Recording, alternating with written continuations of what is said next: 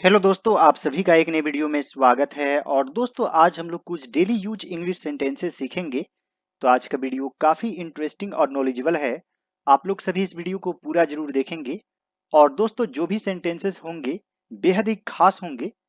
मान लीजिए दोस्तों, आपको बोलना हो समय सबको सीधा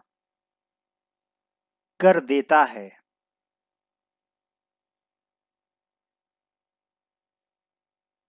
समय सबको सीधा कर देता है। दोस्तों, यह सिंपल प्रेजेंट टेंस में है। यानी कि सबसे पहले सब्जेक्ट, फिर वर्ब, वर्ब में एस या एस लग सकता है, फिर ऑब्जेक्ट। और दोस्तों, यहां पर सब्जेक्ट है समय, यानी कि टाइम। टाइम क्या है? अनकाउंटेबल, गिन नहीं सकते। और जिसे गिन नहीं सकते उसे सिंगुलर फॉर्म में ही मानते हैं। तो यहां पर लिखेंगे टाइम सेट्स सबको, यानी कि everyone right. Set somebody right, इसका अर्थ हुआ किन्हीं को सीधा कर देना, सही रास्ते पर लाना। जैसे मान लीजिए, मैं उसे सीधा कर दूंगा, I will set him right. मान लीजिए दोस्तों, आपको बोलना हो मैंने उसे गलती से हरी समझ बैठा।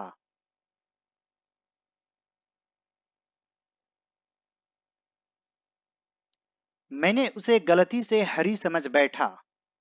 तो दोस्तों, सबसे पहले यह सिंपल पास्ट टेंस में है, यानी कि subject plus verb two plus object. और यहां पर हम लोग वर्ब यूज करेंगे take. Take somebody for something, यानी कि किसी को कुछ समझ बैठना। तो टेक से टुक बन जाएगा वर्ब टू। तो यहां पर लिखेंगे आई टुक हिम फॉर हरी। गलती से, by mistake. I took him for Hari by mistake. आप यहां पर मिसटुक का भी यूज कर सकते हैं, तो सेंटेंस और छोटा हो जाएगा। जैसे आई मिसटुक हिम फॉर हरी। आप दोनों तरीके से लिख सकते हैं। इसी तरह दोस्तों, मान लीजिए मैं रस्सी को सांप समझ बैठा, तो आप लिखेंगे I took the rope for a snake. इस तरीके से आप बोल सकते हैं। या फिर I mistook the rope for a snake, आप इस तरीके से भी लिख सकते हैं। और दोस्तों, नेक्स्ट सेंटेंस काफी इंपॉर्टेंट है।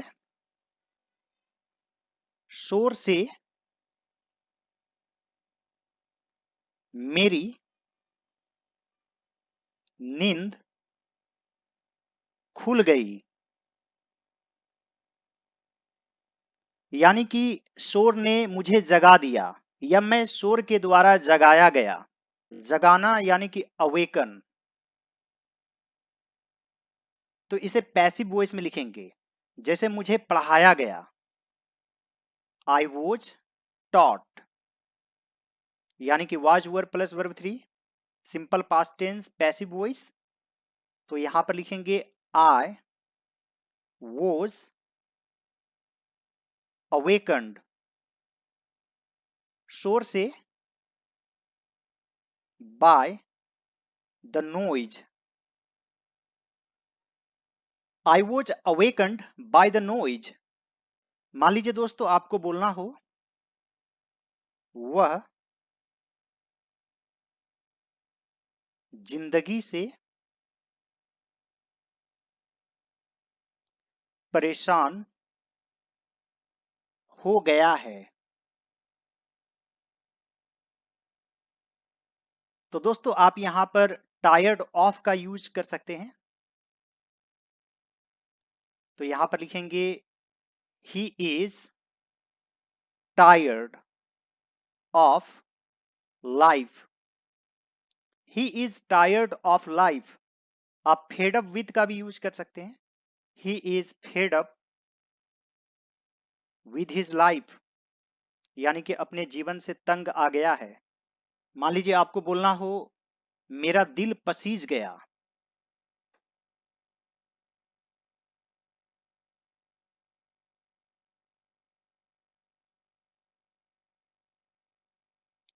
यानी कि मेरा दिल पिघल गया। तो इसके लिए एक वर्ब यूज करेंगे मेल्ट, और यह सिंपल पास्ट टेंस में है तो यहां पर लिखेंगे my heart melted. My heart melted. दोस्तों आप लोगों को रटने की बिल्कुल भी जरूरत नहीं है, हम लोग ट्रांसलेशन के माध्यम से इंग्लिश सीखेंगे। मान लीजिए आपको बोलना हो तुम्हारे पेट में कोई बात नहीं पचती।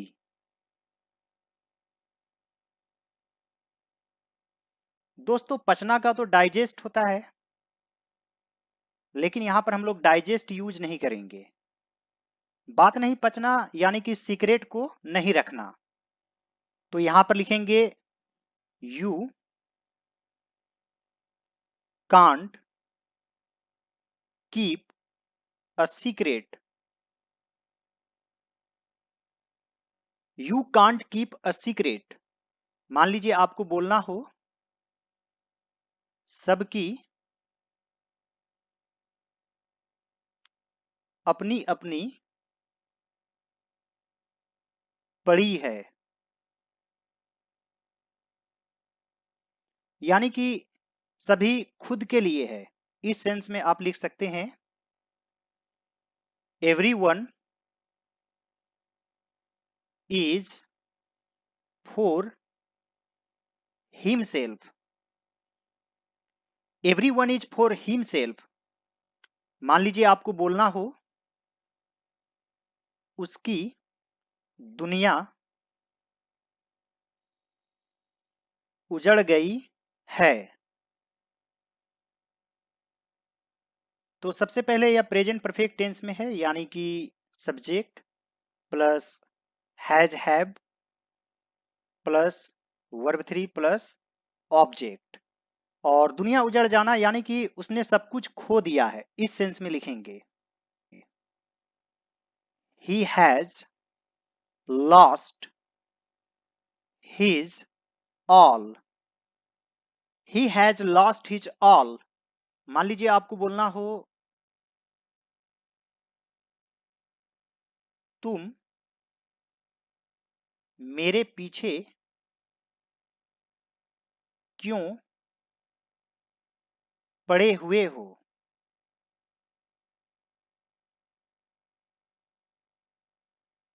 तुम मेरे पीछे क्यों पड़े हुए हो। दोस्तों किसी के पीछे पीछे चलना या पीछे पड़े रहना, इसके लिए हम लोग आफ्टर का यूज करते हैं। जैसे मान लीजिए एक कुत्ता मेरा पीछा कर रहा है, a dog is running after me. तो यहां पर है तुम मेरे पीछे क्यों पड़े हुए हो। इस सेंस में आप लिख सकते हैं why are you after me. यहां आफ्टर का अर्थ के बाद नहीं हुआ, यानी के पीछे।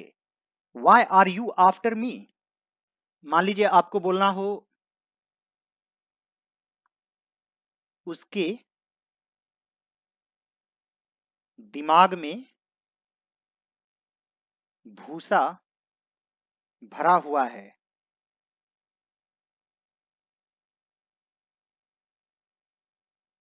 इसका अर्थ यह हुआ कि उसके पास दिमाग नहीं है, ब्रेन नहीं है। तो जिसके पास ब्रेन नहीं है उसे कहते हैं ब्रेनलेस। तो यहां पर लिखेंगे he is a brainless fellow. Fellow का अर्थ एक तरह से व्यक्ति ही होता है। He is a brainless fellow. मान लीजिए आपको बोलना हो समय किसी को नहीं छोड़ता। दोस्तों यहां पर आप छोड़ना के लिए स्पेयर का यूज कर सकते हैं, और स्पेयर का अर्थ अतिरिक्त भी होता है। क्या आपके पास अतिरिक्त कलम है? Do you have any spare pen? तो यहां पर लिखेंगे टाइम स्पेयर्स नन। नन यानी किसी को नहीं। टाइम स्पेयर्स नन, समय किसी को नहीं छोड़ता। मान लीजिए आपको बोलना हो तुम किस फेर में हो, तो दोस्तों यहां पर आप लिख सकते हैं व्हाट आर यू एट। यानी कि एट किसी लक्ष्य को दिखाता है, किसी काम की तरफ। तुम किस फेर में हो? What are you at. मान लीजिए आपको बोलना हो तुम अपने आप को बिगाड़ रहे हो।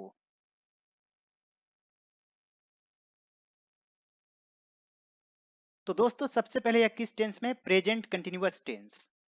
बिगाड़ना का होता है स्पॉइल। अपने आप को यानी कि खुद को, यानी कि योर सेल्फ। तो यहां पर लिखेंगे you are spoiling yourself. You are spoiling yourself, तुम अपने आप को बिगाड़ रहे हो। मान लीजिए आपको बोलना हो उसका नाम मत लो, तो यहां पर आप लिख सकते हैं डोंट मेंशन, या फिर आप टेक का भी यूज कर सकते हैं हिज नेम। लेकिन मेंशन यहां पर सटीक है। Don't mention his name. मान लीजिए आपको बोलना हो मकान खाली पड़ा है, तो आप बोलेंगे the house is vacant. The house is vacant. दोस्तों नेक्स्ट सेंटेंस काफी इंपॉर्टेंट है। मान लीजिए आपको बोलना हो मुझे उसकी हालत पर रोना आता है।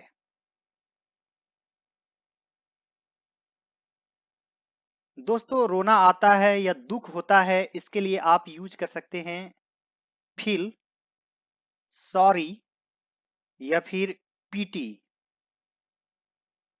For someone. तो यहां पर लिखेंगे I feel PT for him, और यदि फीमेल है तो आप हर का यूज कर सकते हैं I feel PT for him, या फिर I feel sorry for him भी लिख सकते हैं।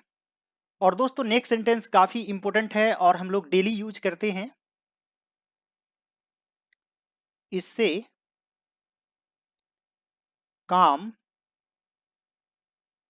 नहीं चलेगा। दोस्तों यहां पर चलना के सेंस में हम लोग डू का यूज करते हैं। जैसे it will not do, it will not do. जैसे मान लीजिए आपको बोलना हो सिर्फ ग्रामर सीखने से काम नहीं चलेगा, only learning grammar will not do. तो इस सेंस में आप डू का यूज कर सकते हैं। यह सेंटेंस काफी इंपॉर्टेंट है। और इसी तरह मान लीजिए आपको बोलना हो इतने से काम नहीं चलेगा, यानी कि काम पूरा नहीं होगा। तो यहां पर आप सफिक्स वर्ब का यूज कर सकते हैं। सफिक्स से ही बनता है सफिशिएंट। तो यहां पर लिखेंगे इतने से यानी कि this much will not suffice. और यहां पर भी आप डू का यूज कर सकते हैं। इतने से काम नहीं चलेगा, this much will not do. और दोस्तों मान लीजिए आपको बोलना हो क्या तुम्हें सुनाई नहीं देता, तो इसके लिए आप लिखेंगे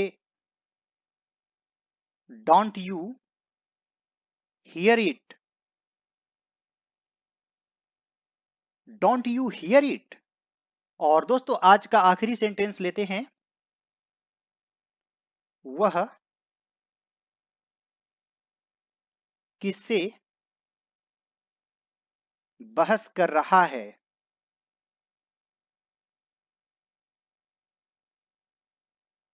बहस करना यानी कि argue,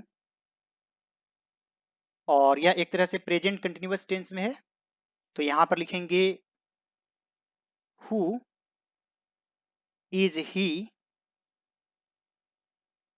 arguing with. Who is he arguing with. और दोस्तों आप चाहें तो विद हुम का भी यूज कर सकते हैं।